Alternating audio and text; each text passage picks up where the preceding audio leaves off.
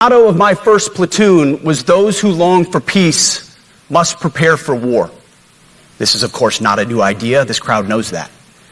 The origin dates to the 4th century Rome and has been repeated ever since, including by our first commander-in-chief, George Washington, the first leader of the War Department. It captures a simple yet profound truth. To ensure peace, we must prepare for war. From this moment forward, the only mission of the newly restored Department of War is this: warfighting. Preparing for war and preparing to win. Unrelenting and uncompromising in that pursuit. Not because we want war, no one here wants war. But it's because we love peace. We love peace for our fellow citizens. They deserve peace, and they rightfully expect us to deliver it. Our number one job, of course, is to be strong so that we can prevent war in the first place. The president talks about it all the time. It's called peace through strength. And as history teaches us, the only people who actually deserve peace are those who are willing to wage war to defend it. That's why pacifism is so naive and dangerous. It ignores human nature and it ignores human history. Either you protect your people and your sovereignty, or you will be subservient to something or someone. And since waging war is so costly in blood and treasure, we owe our republic a military that will win any war we choose, or any war that is thrust upon us.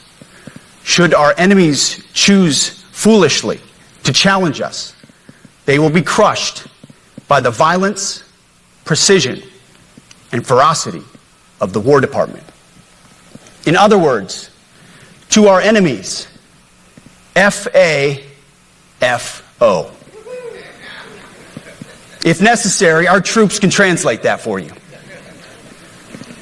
Another way to put it is peace through strength, brought to you by the warrior ethos.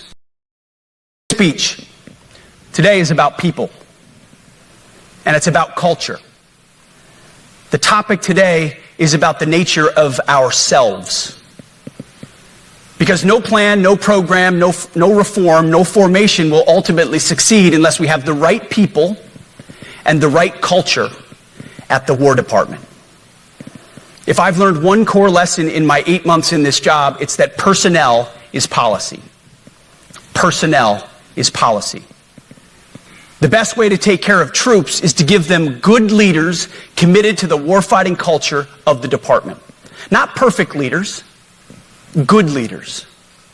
Competent, qualified, professional, agile, aggressive, innovative, risk-taking, apolitical, faithful to their oath and to the Constitution. Eugene Sledge, in his World War II memoir, wrote, quote, "War is brutish, inglorious, and a terrible waste. Combat leaves an indelible mark on those who are forced to endure it. The only redeeming factors are my comrades' incredible bravery and their devotion to each other." In combat, there are thousands of variables, as I learned in Iraq and Afghanistan, and as so many of you did in so many more places. Leaders can only control about 3 of them. You control how well you're trained, mostly how well you're equipped, and the last variable is how well you lead. After that, you're on your own. Our warfighters are entitled to be led by the best and most capable leaders. That is who we need you all to be. Even then, in combat, even if you do everything right, you may still lose people because the enemy always gets a vote. We have a sacred duty to ensure that our warriors are led by the most capable and qualified combat leaders. This is one thing you and I can control. And we owe it to the force to deliver it. The military has been forced by foolish and reckless politicians to focus on the wrong things. In many ways, this speech is about fixing decades of decay. Some of it obvious, some of it hidden. Or as the chairman has put it, we are clearing out the debris, removing the distractions, clearing the way for leaders to be leaders. You might say we're ending the war on warriors. I heard someone wrote a book about that. For too long, we've promoted too many uniformed leaders for the wrong reasons, based on their race, based on gender quotas, based on historic so-called firsts. We've pretended that combat arms and non-combat arms are the same thing. We've weeded out so-called toxic leaders under the guise of double-blind psychology assessments, promoting risk-averse, go-along-to-get-along conformists instead. You name it, the department did it. Foolish and reckless political leaders set the wrong compass heading, and we lost our way. We became the woke department, but not anymore. This administration has done a great deal from day one to remove the social justice, politically correct, and toxic ideological garbage that had infected our department, to rip out the politics. No more identity months, DEI offices, dudes in dresses. No more climate change worship. No more division, distraction, or gender delusions. No more debris.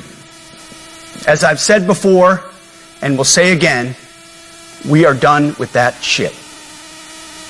I've made it my mission to uproot the obvious distractions that made us less capable and less lethal. That said, the War Department requires the next step. Underneath the woke garbage is a deeper problem, and a more important problem that we are fixing and fixing fast. Common sense is back at the White House, so making the necessary changes is actually pretty straightforward. President Trump expects it.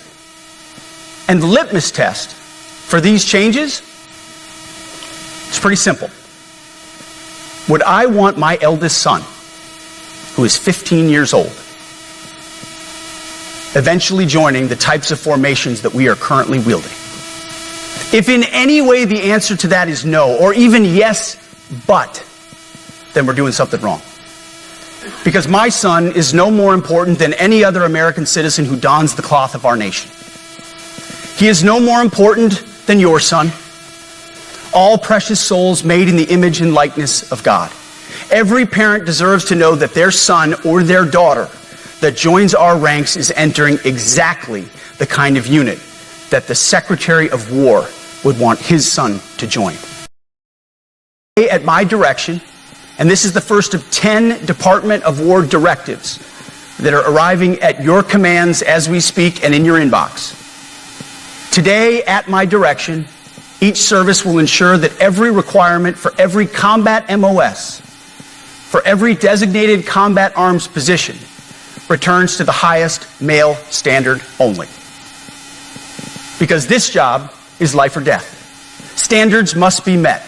And not just met, at every level we should seek to exceed the standard, to push the envelope, to compete. It's common sense. And core to who we are and what we do, it should be in our DNA. Today, at my direction, we are also adding a combat field test for combat arms units that must be executable in any environment at any time and with combat equipment. These tests, they'll look familiar. They'll resemble the Army Expert Physical Fitness Assessment or the Marine Corps Combat Fitness Test. I'm also directing that warfighters in combat jobs execute their service fitness test at a gender-neutral, age-normed male standard scored above 70%. It all starts with physical fitness and appearance. If the Secretary of War can do regular, hard PT, so can every member of our joint force. Frankly, it's tiring to look out at combat formations, or really any formation, and see fat troops. Likewise, it's completely unacceptable to see fat generals and admirals in the halls of the Pentagon and leading commands around the country and the world. It's a bad look. It is bad, and it's not who we are. So whether you're an airborne ranger or a chairborne ranger, a brand new private or a 4-star general, you need to meet the height and weight standards and pass your PT test. And as the chairman said, yes, there is no PT test.